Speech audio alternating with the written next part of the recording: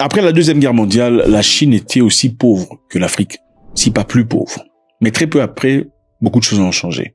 Aujourd'hui, la Chine est un pays très puissant, un pays qui s'impose, un pays qui accorde des dettes et de l'aide à beaucoup de pays africains.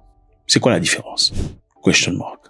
L'idéologie, la mentalité, l'adoption de la structure chinoise. Les Africains ont continué à vivre dans un colonialisme inouï, continuel, dans leur langage, dans leurs applications, où il fallait être plus proche du blanc dans son langage.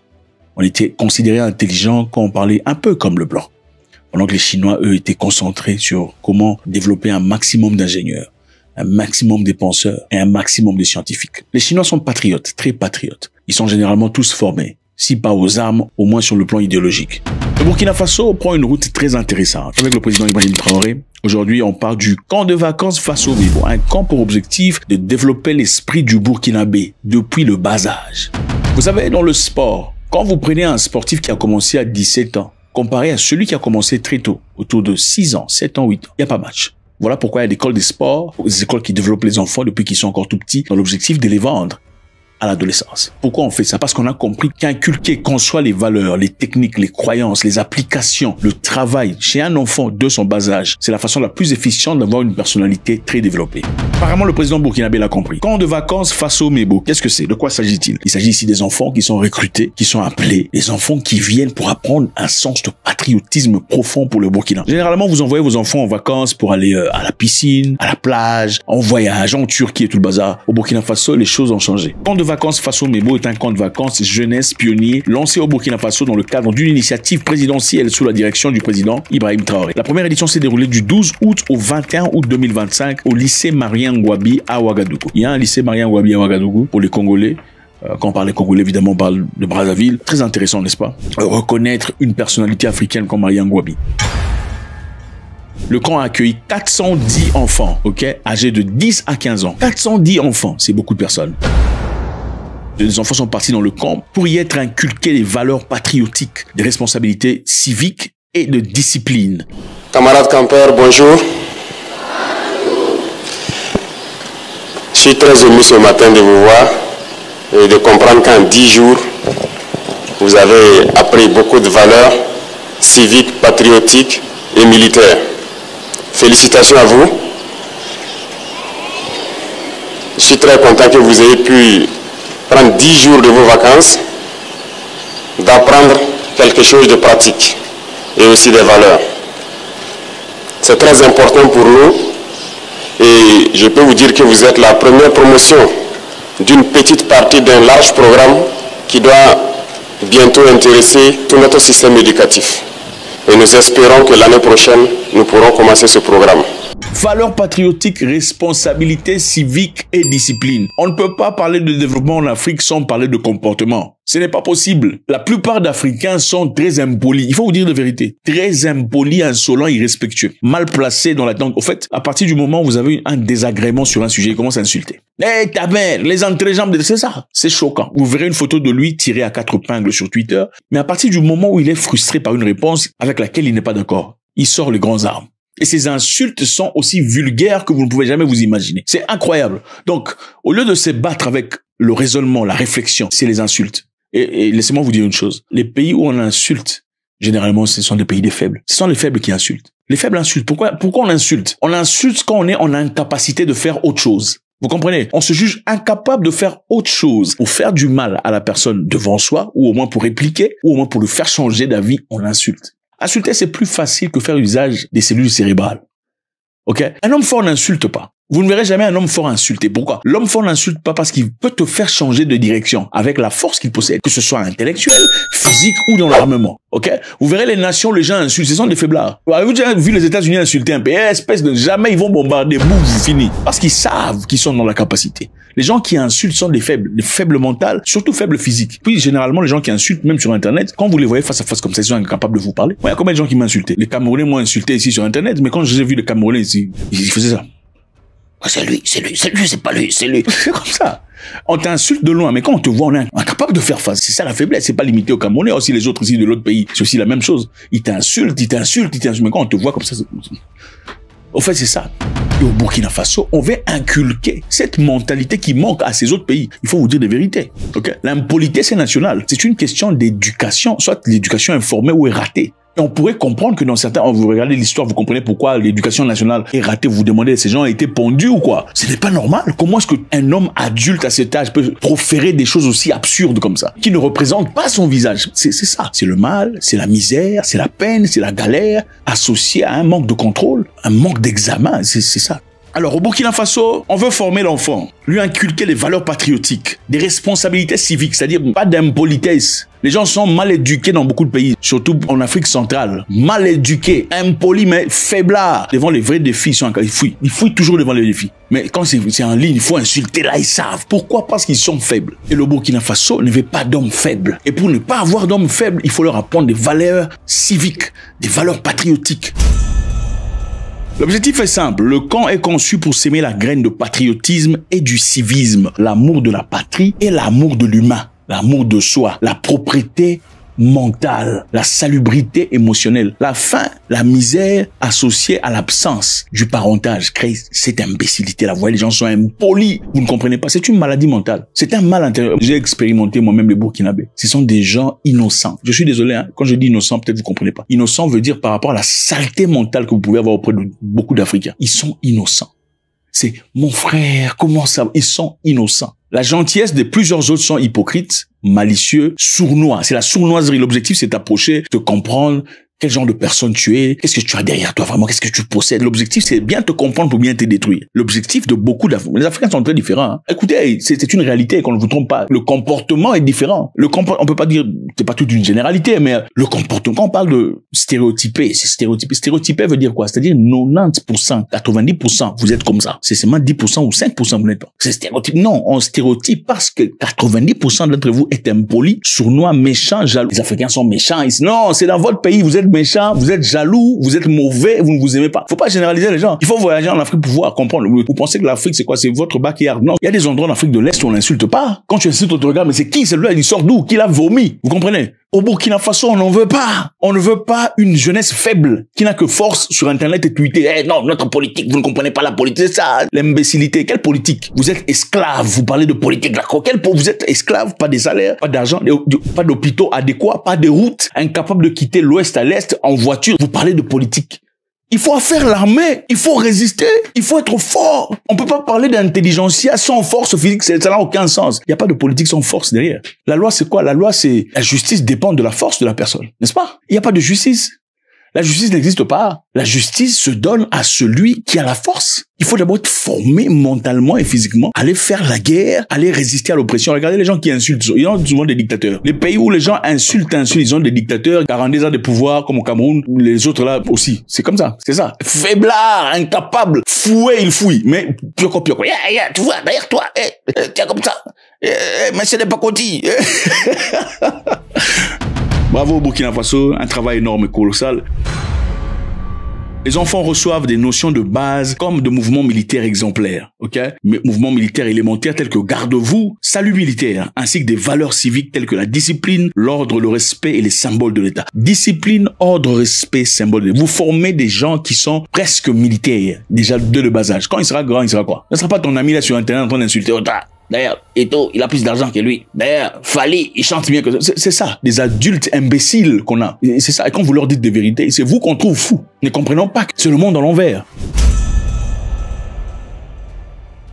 Compétences pratiques. Les participants prennent part à des activités concrètes. Ok, par exemple, pavanage et embellissement urbain, fabrication et pose des pavés. Il y a aussi des projets environnementaux, plantation d'arbres dans les bosquets de camps et construction de bancs en béton. Construction des bancs en béton, plantation. Il faut former les enfants dès le bas âge. Prenez vos enfants là, vous emmenez à l'école, l'école privée. L'enfant bourrique, impoli, sans structure. Vous savez, l'enfant devient quelqu'un dépendamment de l'ordre qu'il reçoit. Ok?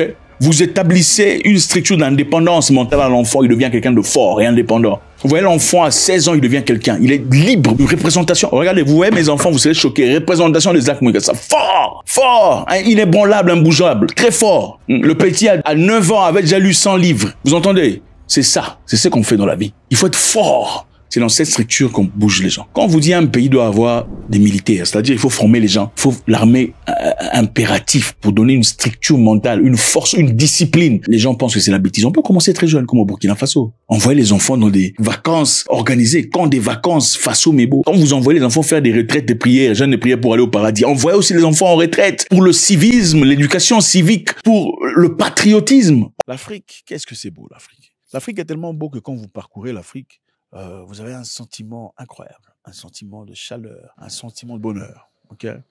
C'est toujours recommandé, comme je le dis très souvent, d'essayer de comprendre l'Afrique dans son intégralité, pas seulement dans l'espace régional. Sinon, vous ne comprendrez rien. Vous resterez coincé, cloîtré dans un point de concentration, pensant que tout le monde réfléchit comme vous. Et quand vous rencontrez des gens qui ne réfléchissent pas comme vous pensez qu'ils sont fous. Il est important de regarder ailleurs. Pas seulement en Europe ou en Occident, mais regardez ailleurs, à votre côté, pour comprendre comment les gens fonctionnent. Regardez le Kenya et apprenez les Kenyans. Ce sont des gens qui n'ont pas peur. Okay? Quand il s'agit de révolution, quand il faut réclamer leurs droits, ils n'ont pas peur. Ils sortent dans les rues, on leur tire dessus. En fin de compte, on change les donnes. On change les lois. C'est pas comme les autres pays ici, on tape. Moi, j'ai pas envie de mourir là. Ils sont prêts à vivre dans l'esclavage. Les esclaves parfaits. Okay? L'esclave parfait. Ils vous donneront même des versets spirituels supportant leur idée selon laquelle toute autorité vient de Dieu. Donc, n'osez pas vous lever contre l'autorité. Si vous regardez la même Bible, puisque beaucoup se servent de la Bible, vous retrouverez toute une brochette de rebelles dans la Bible contre l'État oppresseur. En Afrique du Sud, il y a un monsieur, un blanc, Phil Craig. Okay? Il est né en Grande-Bretagne. Né en Grande-Bretagne, parti en Afrique du Sud en 2004, le monsieur a commencé un groupe qu'on appelle ONG. Ce groupe a pour objectif de créer un nouvel État en Afrique du Sud. Donc séparer une grande partie de l'Afrique du Sud, une province qu'on appelle Western Cape. Il veut faire de Western Cape un État. Et jusque-là, on lui a encore rien fait. Et la partie la plus intéressante, c'est quoi? Je suis en train de voyager pour les États-Unis pour rencontrer Donald Trump et avoir une discussion. C'est de la folie. Salut à tous les amis, c'est toujours avec beaucoup de plaisir. Merci infiniment d'être là. Avant de commencer, je vous encourage à faire ça. Faites ça s'il vous plaît. Ça ne vous coûte rien, ça nous fait du bien. C'est fait. Merci. Ok. Donc, un partisan de l'indépendance du Cap, Cape Independence, cherche à rencontrer Trump. Ce monsieur-là s'appelle Craig Phil, fournit beaucoup d'efforts depuis quelque temps pour rencontrer Donald Trump. Et l'accès lui a été accordé. Qu'est-ce qui va se passer ensuite? Dans l'intention d'aller aux États-Unis et que nous allons y faire du lobbying pour l'indépendance du Cap. Nous avons pris des conseils juridiques. Nous avons toujours été une organisation qui est restée dans les limites de la Constitution U et qui milite pour l'indépendance du Cap de manière démocratique, pacifique et légale. Donc nous sommes sur le point d'aller aux États-Unis et nous venons juste si le conseil que nous avons reçu, et je pense que c'était un conseil judicieux, c'est écoutez, ne faisons rien de sournois. Nous allons mettre nos cartes sur table. Nous serons très transparents dans ce que nous faisons. Nous avons écrit au président, au premier ministre et au ministre du DIRCO et nous leur avons dit écoutez, nous pensons avoir le droit de faire cela. Nous avons l'intention de le faire. Mais dans un esprit de fair play, nous allons vous donner un préavis complet et nous vous invitons à faire toute observation si vous estimez que nous n'avons pas le droit de le faire. Qu'est-ce qui se passerait dans cette réunion? Cette réunion visera à sensibiliser à la campagne pour l'indépendance de Cap et à fournir des informations clés sur sa vision et ses objectifs, y compris ceux qui pourraient être perçus comme bénéfiques aux États-Unis. Donc, monsieur cherche à dévoiler ce qu'il trouve comme position et aussi qu'est-ce qui sera bénéfique aux États-Unis d'Amérique si vous m'accordez ce que moi je désire. Avoir une partie, une province d'un pays que je ne connais pas, un pays que j'ai visité pour la première fois en 2004 ou un pays que j'ai adhéré en 2004, allez-vous m'accorder l'opportunité de séparer ce pays pour finalement vous accorder aussi une possibilité d'entrée? Qu'est-ce qu'il dit? Il dit ouvertement, notre mentalité et leur mentalité, c'est identique. Voilà ce que monsieur dit. Notre mentalité, la mentalité western est identique. En disant notre, il fait référence à lui et aux Blancs qui vivent dans le Western Cape. Rappelez-nous simplement pourquoi le Cap occidental est différent.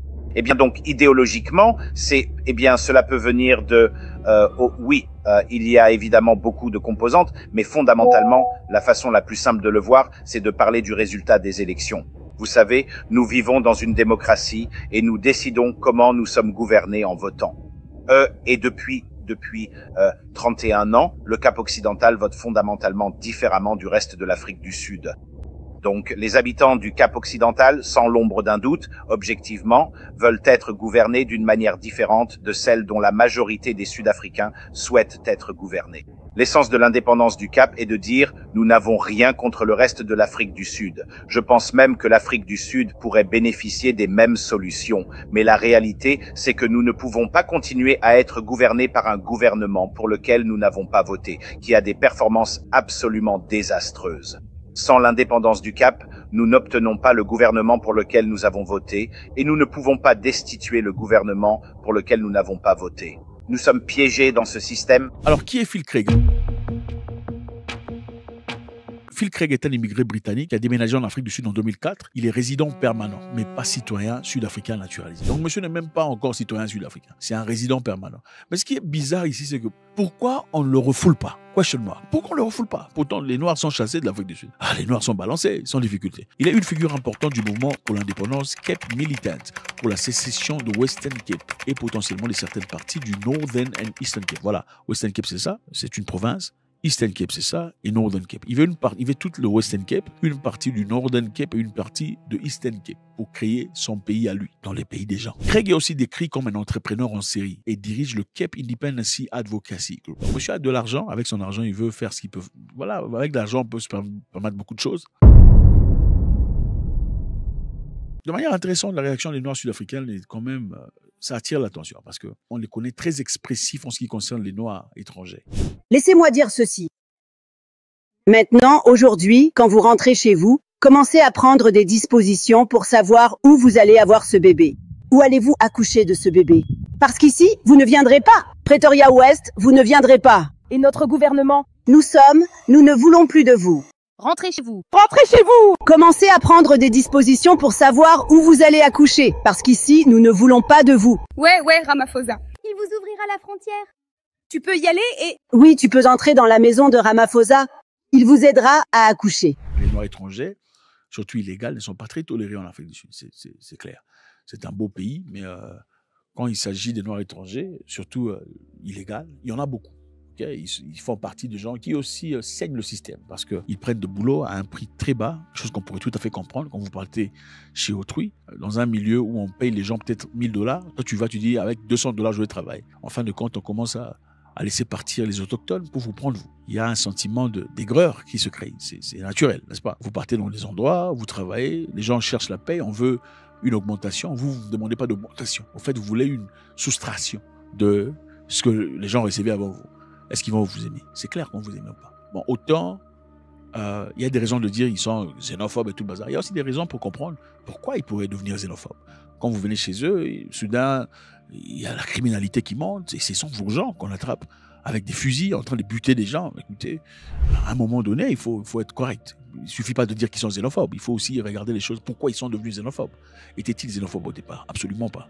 Donc, ils ont des raisons qui peuvent être justifiées par les actions, surtout des Zimbabwéens et des Malawites, dans beaucoup de secteurs. Alors, pourquoi c'est dangereux?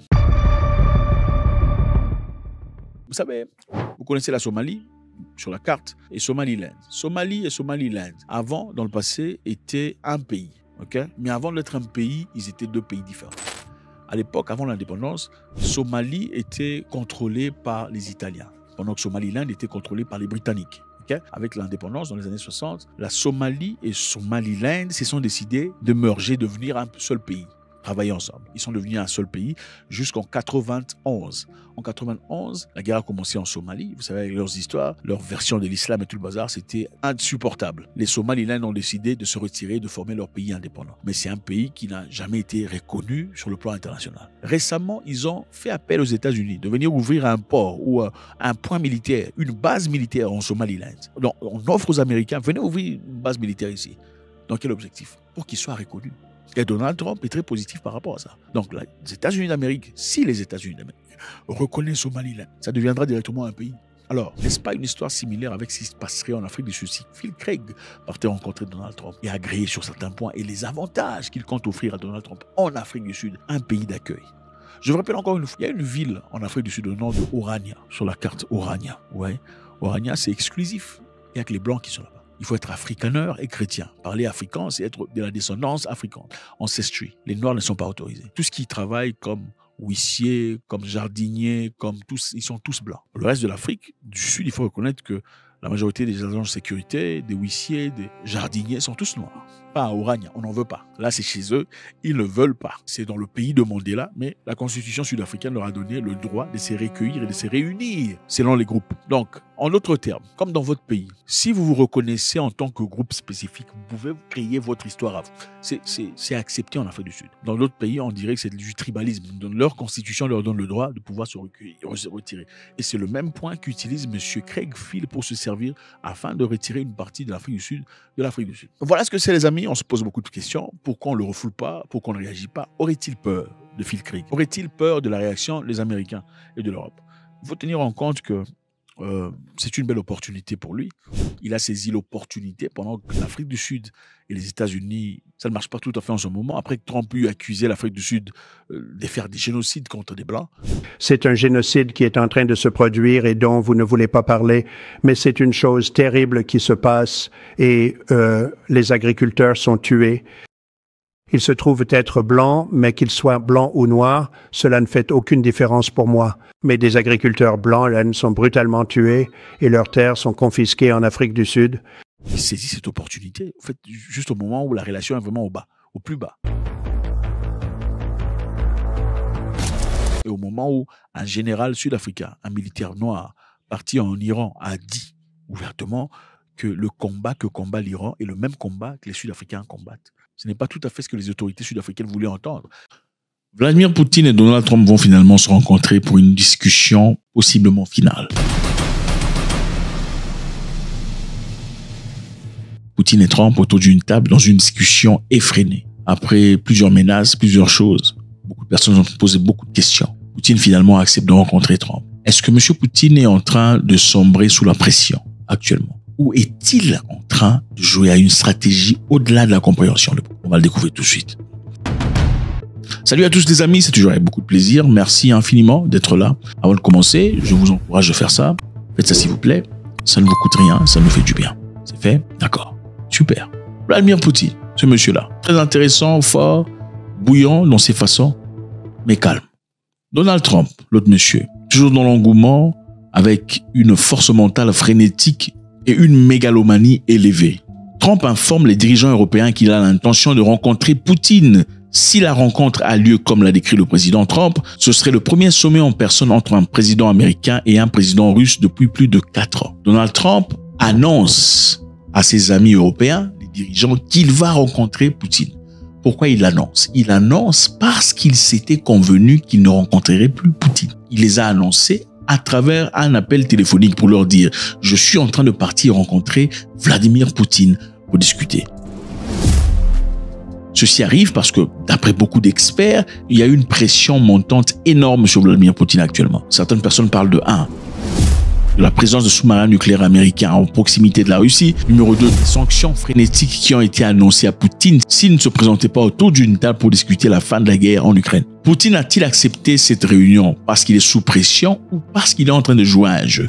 Mais est-ce vrai ou pas? On le découvrira tout de suite. La porte-parole de la Maison-Blanche, Caroline Leavitt, a déclaré mercredi dans un communiqué que les Russes avaient demandé la réunion. Vous entendez? Elle dit que les Russes ont demandé cette réunion. Voilà ce qu'elle a dit. Les Russes ont exprimé leur souhait de rencontrer le président Trump et le président est ouvert à une rencontre avec le président Poutine et le président Zelensky. Je vous rappelle ici que Donald Trump avait donné 50 jours de délai à la Russie. 50 jours pour trouver un deal avec l'Ukraine. Et beaucoup de personnes étaient à côté de Poutine très fâchées. Comment est-ce que le président américain pourrait se permettre de donner des ordres à un pays indépendant et surtout un pays à force nucléaire comme la Russie? Il y a même eu Dimitri Medvedev qui a réagi disant « Les menaces que vous faites là sont en train de nous pousser droit vers une guerre atomique » où M. Poutine a réagi avec brutalité disant désormais, à cause des commentaires inflammatoires de Medvedev, il est obligé d'envoyer des sous-marins nucléaires à proximité de la Russie. Est-ce la raison pour laquelle Vladimir Poutine finalement s'est décidé, ok, bon, on va éviter la guerre, en tout cas, ou pas. Alors, Caroline Leavitt dit c'est les Russes qui ont exprimé leur souhait de rencontrer le président Trump. Est-ce vrai ou pas? Mais on sait que le président Trump a demandé à ce que Poutine finisse la guerre. Poutine, en tout cas, trouve un deal avec l'Ukraine. Peut-on dire dans ce cas que ce sont les Russes qui ont voulu rencontrer le président Trump ou le président Trump a exigé à travers la pression de rencontrer Poutine? L'appel téléphonique contre le président Trump était avec ses collaborateurs européens. Il s'agissait ici du Premier ministre Keir Starmer du Royaume-Uni, le président Alexander Stubb de la Finlande, le chancelier Friedrich Merz de l'Allemagne, le secrétaire général de l'OTAN Mark Rutte, le vice-président J.D. Vance, le président d'État Marco Rubio et Steve Witkoff, l'envoyé spécial de M. Trump. Vous regardez la liste de ces gens, on parle de leaders du Royaume-Uni, de la Finlande, l'Allemagne, l'OTAN. Ce sont des gens qui veulent la guerre. Okay? Depuis un grand moment, ils étaient là en attente de la guerre. Ils auraient bien voulu que Joe Biden reste au pouvoir pour qu'il continue et fasse la guerre contre la Russie. M. Trump, apparemment, autant il est ostentatoire, il ne veut clairement pas une guerre directe contre la Russie. Alors, dans cet appel, il les a appelés pour dire, écoutez les amis, moi, je veux rencontrer Poutine. Okay? Je vais aller rencontrer Poutine et la réaction de ces leaders, évidemment, était pessimiste. C'est-à-dire, ils ne pensent pas que cette réunion mènera à quelque chose de tangible. 1. Trump a envoyé des sous-marins nucléaires. Secondo, il a promis à Poutine des sanctions brûlantes si Vladimir Poutine, en 10 jours, ne trouvait pas de solution avec l'Ukraine. Donc, il a prévu 1. Des sanctions directes contre la Russie. Secondo, des sanctions secondaires contre la Russie. Les sanctions directes, évidemment, vous comprenez, ça s'explique pas. Les sanctions secondaires sont des sanctions qu'on ne met pas aux pays directement impliqués, mais aux pays qui collaborent en commerce avec ce pays. Okay? Si vous coopérez avec la Russie, vous serez aussi sanctionné, pas peut-être directement, mais vous aurez des taxes et des tarifs. Et dans ce cas, le plus grand acheteur chez la Russie aujourd'hui de pétrole, c'est l'Inde. Certainement, vous posez la question de savoir comment l'Inde serait impactée s'il y avait sanctions. Dans ce cas, impact économique, perte d'exportation. Les exportations indiennes envers les États-Unis, généralement, on parle de textiles, des pièces automobiles, de produits pharmaceutiques, du matériel informatique, de l'acier, de l'aluminium, seraient sévèrement touchées par la hausse soudaine des tarifs douaniers. L'Inde a besoin des États-Unis pour fonctionner. Jusque-là, l'Inde a sauvé la Russie dans beaucoup de niveaux, en tout cas. Alors, est-ce que si l'Inde est frappée à 50% de tarifs, comment ils feront pour survivre? Ils seront obligés de laisser les Russes pour aller acheter le pétrole ailleurs, à moins cher. Les emplois, évidemment, seront aussi menacés. Les secteurs dépendants du marché américain pourraient faire face à des licenciements graves. Beaucoup d'Indiens fermeront leurs bureaux à cause de ça. Les investisseurs américains pourront tourner le dos à l'Inde et ça sera très difficile pour leur économie. Ensuite, l'Inde devra aller acheter ailleurs. Plus acheter le pétrole russe. Ils seront obligés d'acheter en Afrique de l'Ouest, au Moyen-Orient ou peut-être aux États-Unis. Et ça sera très compliqué. Et chez les autres, ça ne sera pas à un prix abordable. Donc, je suis quelque part convaincu, comme certains experts, que l'Inde a eu une discussion avec la Russie en ce terme. Parce que s'il y a sanctions directes contre la Russie et des sanctions secondaires, l'Inde en subirait les conséquences. Et comme l'Inde est l'ami de la Russie à travers le BRICS, il a fallu avoir une discussion au préalable, en tout cas avant que M. Poutine parte rencontrer M. le président Trump. Dans ce cas, l'Inde ne veut pas directement faire face à la farouche américaine. Alors, d'autre part, M. Poutine a-t-il cédé ou c'est un coup de génie? Sa présence dans cette réunion est importante. Premièrement parce que, ça renforce le contrôle du narratif de la Russie. Okay? Ça prouve que la Russie est prête à discuter. La rencontre devient une affaire entre les États-Unis et la Russie et non une affaire à trois. Je me bats contre lui, toi tu veux me parler. On peut soit se parler à trois ou bien on parle à deux. Quand on parle à deux, on peut l'exclure de la conversation. Je peux raconter des histoires. Donc c'est avantageux pour la Russie. Deuxièmement, ça donne l'image d'un dirigeant ouvert. C'est-à-dire que le monde entier verra que M. Poutine est ouvert à la conversation. Au fait, il n'est pas fermé. C'est pas le monsieur dur méchant que tout le monde est en train de pointer du doigt actuellement. Au fait, c'est une personne qui est prête à discuter. C'est-à-dire, M. Poutine vient sans condition. Parce que généralement, pour faire des négociations comme ça, en temps de guerre, qu'est-ce qu'il faut faire? Il y a des compromis qu'il faut faire. Il faut dire, bon, je négocie avec vous seulement si l'Ukraine libère cette ville là-bas.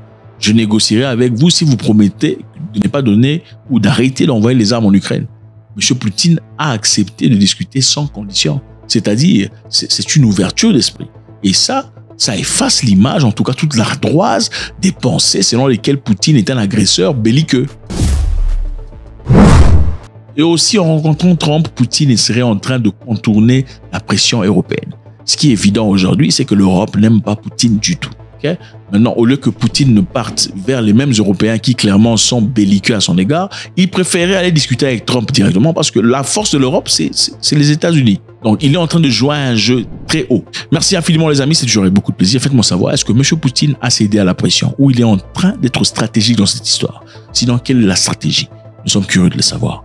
Encore une fois, YouTube dit que beaucoup parmi vous suivez les vidéos, mais vous n'êtes pas souscrit. Je vous encourage de le faire et aussi de laisser un commentaire. Ce n'est pas monologue. L'objectif ici, c'est de contribuer mentalement. T'adores les histoires inspirantes? Pour ceux qui savent, certainement ils savent. En tout cas, c'est touchant. Je pense qu'on va tous voir cette histoire qui va certainement vous toucher. Une jeune dame au nom de Maryse Traoré, pilote d'avion de chasse au Burkina Faso, à l'escadron E-16. Éblouissant. Suivant. Allons à présent à la rencontre du sous-lieutenant Maryse Traoré. Issue de la 6e promotion mixte du Prytanée militaire de Kadiogo, elle est la toute première femme pilote d'avion de chasse. Ah, regardez madame la présentatrice. Hein? Bien mise. Respect, madame. Les Burkinabés ont quelque chose. Je sais pas comment expliquer, mais ils ont absolument rien à voir avec les autres francophones. Je suis désolé, hein. Bon, ok. Il y a les autres qui viennent après, hein. Je vous aime aussi, mais bon, il y a les autres qui sont là-bas loin. Les Burkinabés sont des hommes et femmes. Continuons. Du Burkina. Découvrons cette jeune dame passionnée d'avions de chasse dans ce reportage signé Ismaël Saturnin Paré. Voilà. Ce matin, elle monte. Le sous-lieutenant Maryse Traoré se prépare pour un exercice de vol solo à bord du Super Tucano. Chaque étape est cruciale et exécutée de façon rigoureuse. Regarde-moi ça. Regardez la fille de quelqu'un, la sœur de quelqu'un, l'enfant de quelqu'un, la cousine de quelqu'un, la bénédiction de Burkinabé. Sérieuse, dévouée, propre. Continuons. Avec son instructeur, elle passe en revue le briefing pré-vol. Ensuite, inspecte l'appareil minutieusement, vérifiant chaque point de sécurité. Ouais, pour s'assurer que rien ne tombe. Avant de monter à bord. Du haut de son jeune âge, Maryse Traoré est la première femme pilote d'avion de chasse du Burkina Faso. Ok, la première femme pilote d'avion de chasse au Burkina Faso. À son âge, évidemment, je sais pas trop. On n'a pas les données sur son âge, mais quand tu la regardes, je pense qu'elle est certainement dans la vingtaine. Et certainement dans la mi-vingtaine. Peut-être 25, maximum 26. Ok, c'est une fille qui pourrait être là sur Instagram, prendre des photos, ou devenir coach. N'est-ce pas? Elle a réussi dans la vie, elle devient coach. Non, elle est là, en train de servir sa patrie. Continuons. Un métier qu'elle n'a pas choisi par hasard. Son parcours est une ode à la passion, à la détermination et au travail acharné. Je suis convaincu que ses parents sont très fiers d'elle. Et même l'argent qu'il faut payer, comment vous appelez ça, la dot, il faut augmenter. Vous savez, il y a des pays, par exemple en Afrique du Sud, si la fille n'a pas d'enfant, la dot augmente. Si la fille a fait l'école, c'est-à-dire là, un degree, university degree, la dot augmente. Elle est médecin, ça augmente. Elle est pilote, ça augmente encore. Ah oui, il faut augmenter. Je sais qu'elle est encore concentrée, mais non, elle n'a pas de temps. Il faut pas lui donner d'homme pour pas l'embrouiller, hein, parce que voilà, les hommes sont bizarres. Continuons notre histoire. Des qualités qui l'ont propulsée vers un rêve qu'elle chérissait depuis l'enfance. J'étais passionnée par les avions et les vols, mais mon rêve était surtout porté sur les avions de chasse. Ah, Burkina Faso, non. Sous-lieutenant Maryse Traoré. Non, regardez. Je m'ai appelé avion de combat. Et pour deux principales raisons. La première était l'adrénaline que procure le pilote. Mais regardez comment elle est jolie. Hein, s'il vous plaît. Non, la simplicité, il n'y a pas de maquis, des trucs là comme ça. Il y a même ceux qui coupent ça pour dessiner. C'est quoi? Ah non. Il y a pas... Continuons. Et également le fait que, certes, il y a des femmes dans le domaine de l'aviation, mais pas celui du pilotage de chasse en fait. Tout à fait. Donc, j'ai voulu tester mes limites. Et on parlera juste après de toutes ces personnes-là qui marquent leur jeunesse et leur génération dans ce travail noble pour leur pays. En tout cas, les femmes, on y va. Et pour tester ses limites, Maryse s'est donné toutes les chances. J'ai passé avec succès le concours du Prytanée militaire de Kadiogo en 2012, issu de la 6e promotion mixte. Et elle parle avec fierté, issue de la 6e promotion mixte. Ah non. J'ai également obtenu mon baccalauréat série D en 2019. À l'issue de cela, j'ai obtenu une bourse pour le pilotage en République populaire de Chine. Là-bas, j'ai été formée durant 4 ans. Et en 2023, après avoir réussi avec succès tous mes examens, je suis revenue au Burkina Faso pour mettre en application tout ce que j'ai eu à apprendre là-bas. Merci. Revenu au Burkina Faso pour travailler. C'est pas comme vous. Revenu au Burkina Faso pour travailler pour la patrie. Il y a beaucoup de gens ici en Afrique, surtout vous qui traversez vous connaissez vos pays, vous aimez traverser le Maroc, là-bas on vous tape et puis vous criez au racisme. Pourquoi vous traversez? Si c'était parmi ces pays-là, tu pars t'entraîner en Chine et puis tu vas te demander de devenir réfugié là-bas. Oh non, je veux plus rentrer. Oui, c'est comme ça, on vous connaît. Installé dans l'appareil. Même les pasteurs réfugiés. Ah, pasteur, tu es devenu réfugié comme moi. Oh non, c'est parce que je suis un homme, je suis papa de mon pays, on n'aime pas ça. C'est ce qu'il dit à l'immigration, mais à l'église, il dira pas ça. Il a dit à l'immigration qu'il était papa pour qu'on lui donne le permis de séjour, mais à l'église, il dira jamais ça. Mais il parle de Jésus. Continuons là-bas, dit. Les ultimes vérifications s'enchaînent. La verrière se referme et le Super Tucano s'élance pour un circuit de 4 tours à 1000 pieds, soit 300 mètres d'altitude. Une étape nécessaire pour l'obtention de sa licence. Je ne sais pas si c'est le nom Traoré qui a quelque chose avec, ou je sais pas. Peut-être qu'il faudrait commencer à faire des enfants qu'on appelle Traoré, je me demande. Ou peut-être qu'il faudrait s'associer ou épouser des Traoré, je sais pas. Eh ben écoutez, continuons. Sur ce type d'appareil. Après avoir bouclé son parcours aérien, Maryse pose l'avion. Son exercice est une réussite. Les félicitations de ses instructeurs sont amplement méritées. Tout à fait. Direction maintenant, le débriefing. Un moment d'échange essentiel pour analyser le vol, pointer ce qui a fonctionné et identifier les axes d'amélioration. Ce que j'aime chez les hommes burkinabés, ils sont sérieux. Ce sont des gens sérieux. Ils sont pas comme les gens là-bas. Oh non, petit, tu vois ici au boulot pour rentrer, il faut une hiérarchie. Non, il y a le respect. Le respect mutuel. Les gens se respectent. Tu sens que tu parles, tu t'adresses à un homme. Quand on dit que ce sont le pays des hommes intègres, ce n'est pas exagéré. C'est vrai qu'on ne peut pas avoir des gens intègres à 100%. Mais ce n'est pas exagéré. Ok, suivant. Nous avons fait ce matin la consécration de la phase pratique avec le vol solo. Durant la phase théorique, on a vu son engouement pour les cours. On a vu durant la phase pratique également sa ponctualité, son abnégation, son dévouement, son envie d'apprendre. On est satisfait de son rendement. Jolie femme, elle refuse d'être coach. Comment vous appelez ça? Comment vous appelez vos personnalités sur Internet? J'ai oublié comment vous les appelez. Continuons. Être familier à tous les écrans, tout ce qu'on voit devant nous, mettre en route l'appareil, le manier. Bon, il faut aussi comprendre la mentalité des coachs, ce n'est pas burkinabé. Les coachs sont dans un pays spécifique. Continuons. C'est quel pays? Rouler jusqu'au décollage, aller exécuter notre mission, revenir, atterrir. C'est toujours avec plein d'émotions, de satisfaction qu'on fait ces genres d'exercices-là. Je ne peux qu'être fière de moi. Oh, je suis fier de toi aussi, Maryse. Qui s'ajoute. L'abnégation, le sens de la performance. Ah, regardez mon ami là, regardez le commandant avec ses lunettes. Ah, on dirait le film de Top Gun. Hein? Je suis sûr que le commandant a mis les lunettes. Juste au moment où la caméra venait là, il met ses lunettes là. Et le goût du résultat parfait sont les mêmes. Pour faire comme Top Gun avec Tom Cruise. Qui incarne notre pilote. Une attitude qui force l'admiration de sa hiérarchie. Pour qui la compétence est le seul critère qui compte dans le métier des pilotes. Elle a su montrer par son engagement qu'elle peut faire la même chose que ce que les autres font. Et par ses résultats également, voilà, elle a pu faire la différence. Et aussi, c'est une qui s'est toujours montée professionnelle. Être pilote de chasse dans le domaine militaire, c'est vraiment l'élite du pilotage. Être personnel féminin ou non, là n'est pas la question. Tout à fait. C'est important de souligner, être personnel féminin ou non, là n'est pas la question. Ici, on veut des Burkinabés dévoués, forts, sérieux. Mais on n'a même pas besoin de le dire dévoués, forts, sérieux, parce que dans la grande généralité, ils le sont. Ok? En tout cas, mon expérience à moi.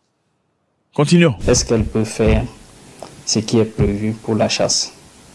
Dès qu'elle valide, elle est automatiquement considérée comme une des nôtres. Et puis ce qui est important, c'est que ce n'est pas comme dans vos endroits là-bas où l'hiérarchie, quand une plus jolie petite vient là, on commence à déranger. Non, tu vois ici, il faut suivre l'hiérarchie. Hein.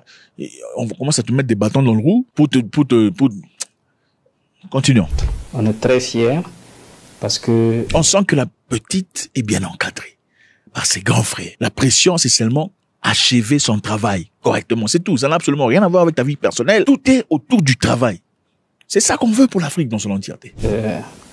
Il y a des phases assez critiques. Et si le jeune pilote arrive à les dompter, nous, on est très satisfaits.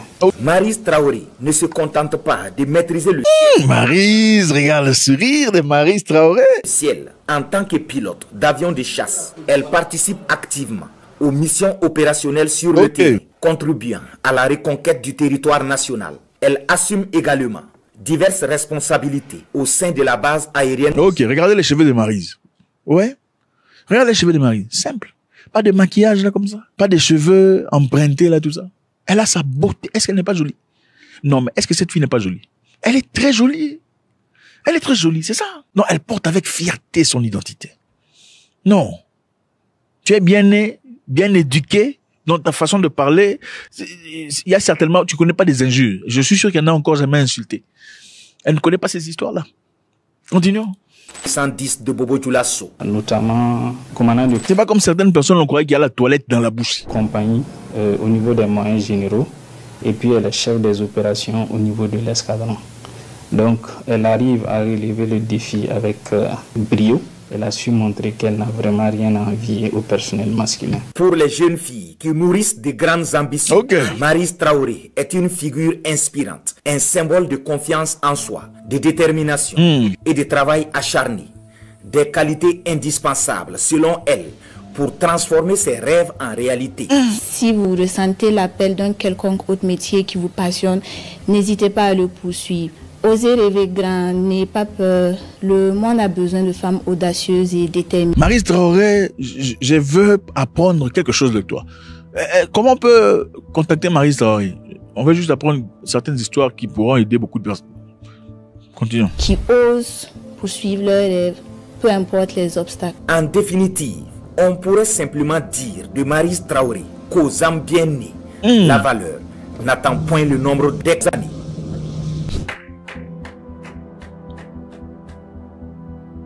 Bravo. Bravo. Bravo. Je suis très touché par ça. C'est un message fort. C'est évident, il n'y a pas besoin de négocier. C'est clair, elle n'a pas le temps. Elle est trop concentrée. C'est beau. La première femme pilote en Afrique fut Lotfia El Nadi, une Égyptienne. Et ça s'est fait il y a très longtemps. C'était en 1933.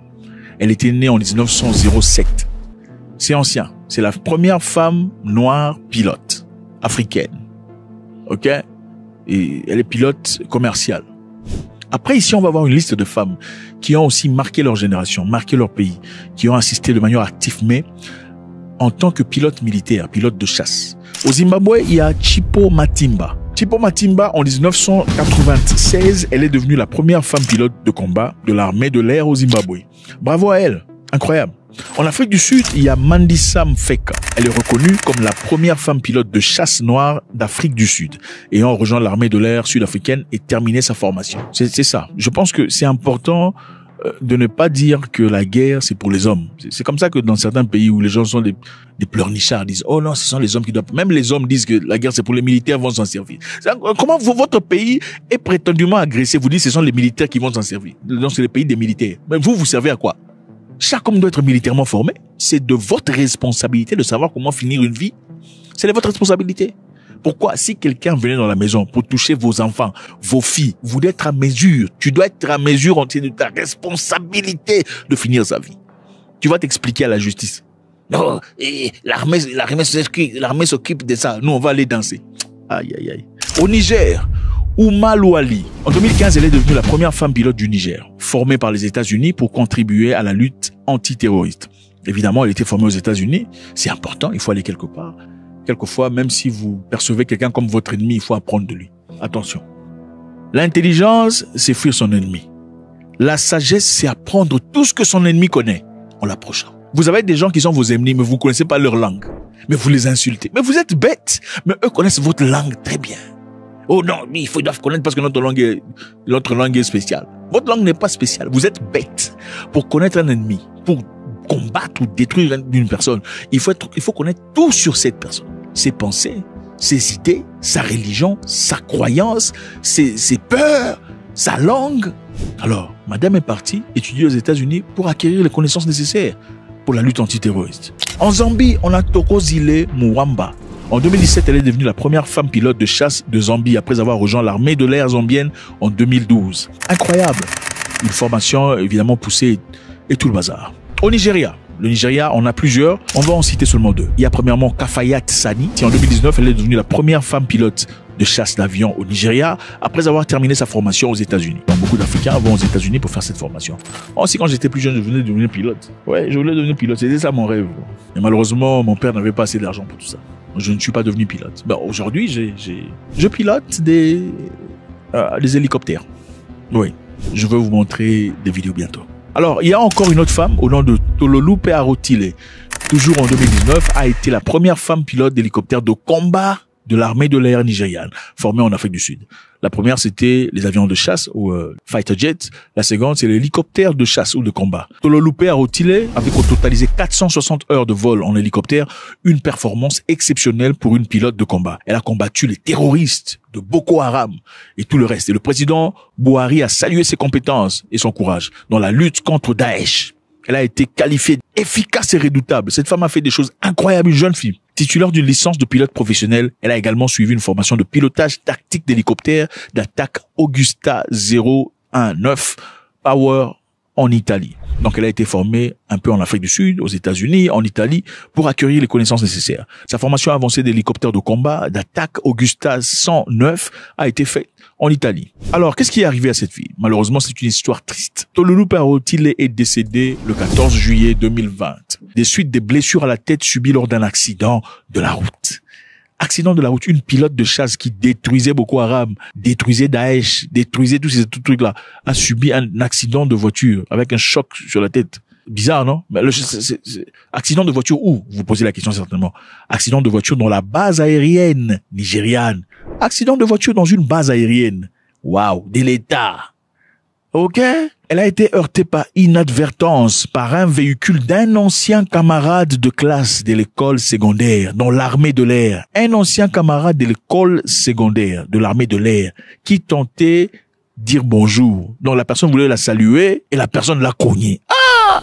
La manière dont l'accident s'est produit a incité les Nigérians à demander une enquête. Ce n'est pas explicable. Comment ça se fait une personne qui détruit Daesh et Boko Haram et tout ça, qui est très efficace, connaît un accident de voiture dans une base aérienne militaire? Comment vous expliquez ça? Par une personne qui était censée être sa camarade d'école. Un monsieur qui voulait la saluer. Bon, en voulant saluer quelqu'un, tu la cognes. C'est difficile. L'armée de l'air nigériane a révélé qu'aucune autopsie n'avait été pratiquée avant son inhumation. Malade, n'est-ce pas? Aucune autopsie pour des situations pareilles. Ils disent justifiant car les circonstances de sa mort étaient claires et les témoins étaient présents lors de l'accident. L'armée a déclaré que sa famille souhaitait tourner la page rapidement et n'avait pas exigé d'autopsie, soulignant qu'elle était satisfaite de l'enquête menée par l'armée. Ah! On dirait on a payé quelqu'un, hein? On dirait on a payé quelqu'un pour ne dire rien, pour ne plus poursuivre. On dirait on a payé quelqu'un. C'est donc ça, les amis. C'est avec beaucoup de plaisir. Félicitations à cette dame, Maryse Traoré. Ça fait vraiment plaisir de voir des gens inspirants comme ça. Ça inspire. Je dis encore merci à RTB Burkina Faso, à travers laquelle, évidemment, j'ai reçu ces éléments. Merci à vous pour tout le bazar. C'est l'Afrique qui gagne. C'est l'Afrique qui avance. God bless.